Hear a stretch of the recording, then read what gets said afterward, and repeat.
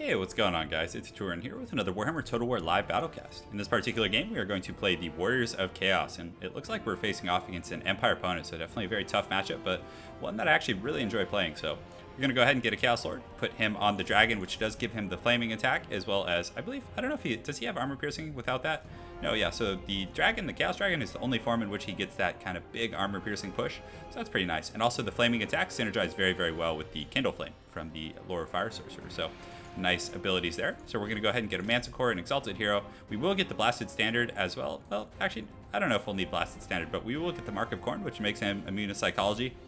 So if I am fighting against like generals of the Empire, and they do have those mounts that cause terror, hopefully he will stay in the fight just a little bit longer with the Mark of Khorne. We're also going to get the Chaos Sorcerer with the Lore of Fire, get rid of these Vortex abilities as well as the Fireball. And normally I like to have I go back and forth on the Fireball, but having it to pick off fleeing heroes, or if they have a General of the Empire or Karl Franz or anyone kind of who has been broken but you can't quite catch them, it's pretty nice for finishing them off. But I've also been experimenting with a different strategy here, so I'm going to actually get a Chaos Sorcerer with the Lore of Death, so definitely making an appearance after a long kind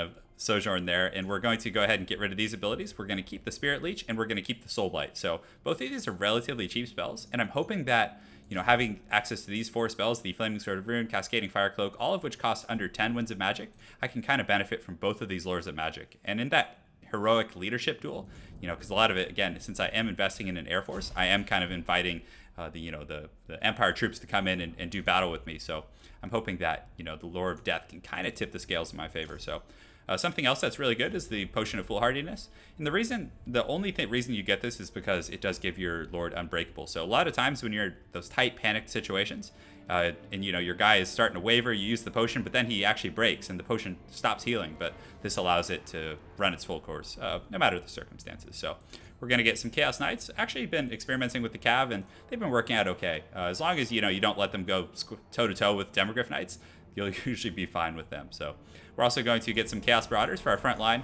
They're pretty good against Spearmen, honestly. They have okay combat stats for how cheap they are, and they are shielded. So we're also going to get 2 of these Chaos Warriors with great weapons.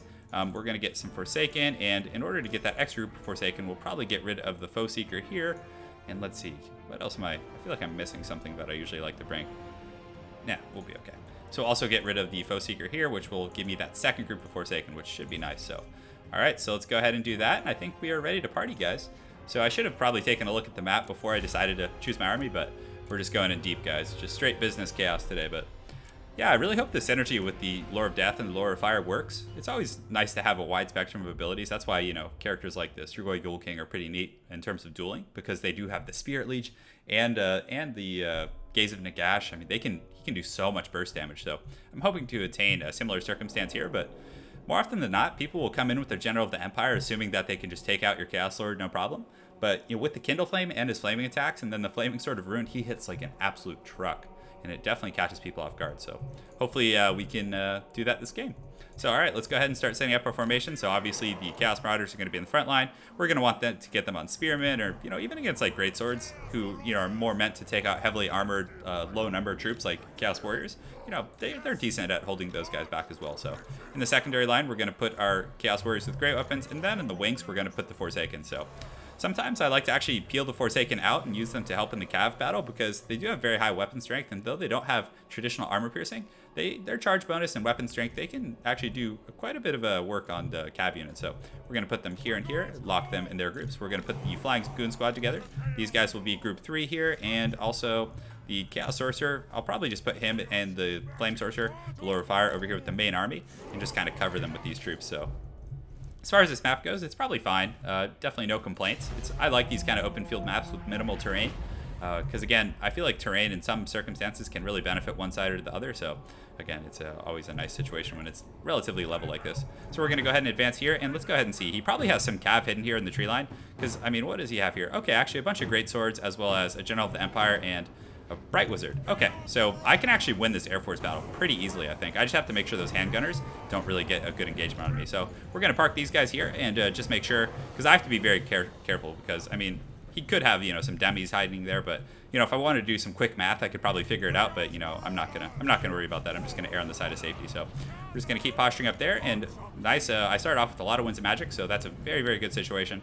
So as soon as we can, we'll probably just honestly start Spirit Leeching the General of the Empire, wearing him down, which will, you know, make him route that much quicker. So, and also the Soul Blight's going to be pretty good against. He does have some low tier infantry like halberdiers, but greatswords are pretty resilient themselves. So they do have 83 leadership, it looks like, at the moment. So let's go ahead and fly over here and just kind of scout those brush there and just continue to advance. But that steam tank is taking some pot shots at my cav and is doing some great work. So let's go ahead and hide my guys behind that tree line over there. Just continue to push here, and let's see here. So the handgunners are pulling back, which is fine. So we're going to continue to run away. We don't want them to get a good, easy engagement. And it doesn't look like he has any cav here. So he probably just invested in that steam tank, which is very, very expensive to say the least. So we'll continue to advance here. We're going to get these guys here. We'll go ahead and initiate our engagements here and here and here. Get the Chaos Warriors on those great swords right there and get them on those. The Forsaken, we're going to run up and around the wings here and just kind of shift path them. And it looks like my Lord, oh, okay, my Lord is under attack. So I thought I actually discovered some like hidden units there. So he is pulling some halberdiers here and, you know, doing a pretty good job protecting these missile units, but we're going to go ahead and cast Spirit Leech as soon as we can. Just continue to side strafe here and then come around here because he only has this one group of halberdiers. So honestly, I could probably just use the Poison Warhounds to distract them and then use my other troops here to really put in the work. So we're actually going to pull these Forsaken and the Poison Warhounds here.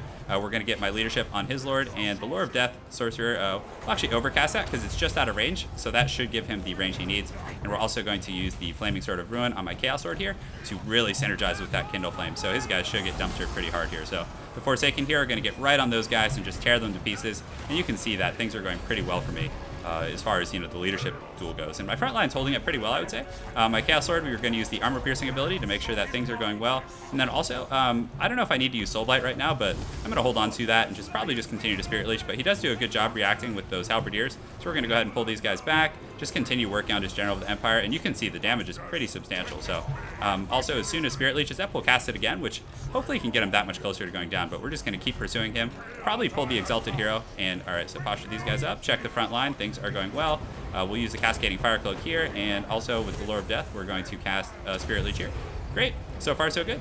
So I'll keep my Lord chasing his Lord, and then the Exalted Hero I'm probably going to pull in the front line to help with the Great Swords. The Forsaken were able to do a pretty good job in the back line, but, you know, again, I got to stay on top of moving these guys around. Just keep going here, and actually, let's go around that way. All right, so far, so good. We're going to use the Arcane Conduit on both of our heroic units here. Check my Chaos Sword, see if he's still in pursuit, and he is, which is fine. I have to be aware, though, because he could try and turn on me and could do a pretty decent job, you know, catching me off guard there. So we're going to pull this guy back. We're also going to use a Soul Blight right here to kind of just crack those great swords, which should be pretty strong there. So we're bringing these guys back now, and, you know, again, he is investing a lot defending this back line, and I don't have, you know, a whole lot back there, which, you know, I'm pretty happy about. So we'll pull these troops back into the front line here, and the Soul Blight looks like it actually did a really good job. So Chaos Sword continuing to chase his guy off the battlefield, which I'm totally fine with that. You know, no problem. It's a decent trade, and I still have this Exalted Hero in here doing a really, really good job for me. And these guys are going to come in and clean up back here, which is good. And let's see. So as far as Lore of Magic goes, I do have enough for another Spirit Leech. I'll probably hold on to that and pull him back a little bit because he is somewhat low. My Lore of Fire Sorcerer, I probably want to use a Flaming Sword of Ruin in here because that's still a very hotly contested battle. So let's go ahead and pull my Lord over there. Let's actually get my my Chaos Sorcerer on there, pull back those cav over there, check my Chaos Sword, and I think my Poison Warhounds are back from route, which is nice. So we'll go ahead and stick them here, and we'll check my Lord over here, who's still chasing his Lord, which I'm fine with, no problem. Because if he does come back, I will Spirit Leech him, and hopefully that'll be enough to really, you know, punish that. But looks like a lot of my forces actually routed off, and I think that's because of the terror that the steam tank causes. So I think that momentarily, like, routed off a ton of my units, which is definitely unfortunate, but hopefully I should be able to recover from that. So we're going to pull my Lord back in here, and we're going to just go ahead and have my Chaos Sorcerer chase him down, use the Spirit Leech, pull him back. I think the leadership, because you can see most of my units are actually still in pretty good shape here, so they definitely shouldn't be routing off this this quickly. So we're going to pull my Manticore over here and just kind of wait and see what he decides to do with these halberdiers. It looks like those great swords are kind of isolated there, so we're going to go ahead and do that. We're going to reform our ranks here and once the Lord gets back, they should be able to reform relatively easily. So we're going to go across this way and just keep moving over here with that guy. And all right, so my troops are doing a pretty good job here, and it looks like I did have some Forsaken come back from route as well, so we'll posture them up here. Just continue to try and regroup to the best of our ability. So over here, you guys see I do have a ton of infantry regrouping, so we're going to go ahead and regroup them. And in the meantime, get my Lord over here and just kind of keep an eye on him over there. Make sure he's not causing too much problem. So I don't want to engage these halberdiers. Definitely not a fun choice there. So we're going to kind of circumvent them, and we might use the Poison Warhounds to like lock those guys down, which will allow us to get on that group here. And the Marauder army is actually kind of back in business, so we're going to go ahead and just kind of run in there. And you see the Poison Warhounds actually are going to lock those guys down, which will allow me to get to the Silver Bullets a little more effectively. And we're going to use the Arcane Conduit here, which is going to be quite nice. Look out for his Lord, and it looks like he's still just running. So, sorry about that. We'll move him back and keep this guy going. And the Lord of Fire Sorcerer, we're just going to pull him back. We don't want him getting too overzealous there. But it looks like my opponent did a good job actually catching my Chaos Knights, even though they weren't, you know, going after those guys per se. So we're going to kind of keep pathing them through. We don't want them to get caught there. Put him on his wizard over there, and it looks like that should finish off the Silver Bullets. So we're going to wrap around here and use this. Also use a Spirit Leech here, which should be enough to honestly burn him down. So the Chaos Lord's on his way back here, doing a pretty good job. We're going to get him on these Great Swords, and he still has his potion, which is really nice. So we're going to use Cascading Fire Cloak and probably just honestly pull him into this battle, because there's a lot of like leadership issues here in the front line, so I need to make sure that, you know, I'm able to kind of pull it out there. So I did take out his Lord here, so we're going to just charge right over to this group. Great Swords, which these guys will be pretty good against them, the Chaos Knights, but that darn Steam Tank is definitely causing a lot of terror, and it looks like his Lord is coming back, although he's still zoned out of the battle. So we'll send these guys after those to make sure that they stay out of the battle, and also we want to use the Arcane Conduit, although to be honest, I'm probably out of Winds of Magic. I've been using it quite a bit, so we'll pull the Cav out. We don't want them kind of getting tied up there and engaged on by those Halberdiers, but it looks like a lot of my opponent's army is indeed crumbling, so let's just finish off these Great Swords, and I probably might as well use that Potion of Toughness now. I don't know, maybe just save it. So we'll go here, and it looks like these Halberdiers are still chasing.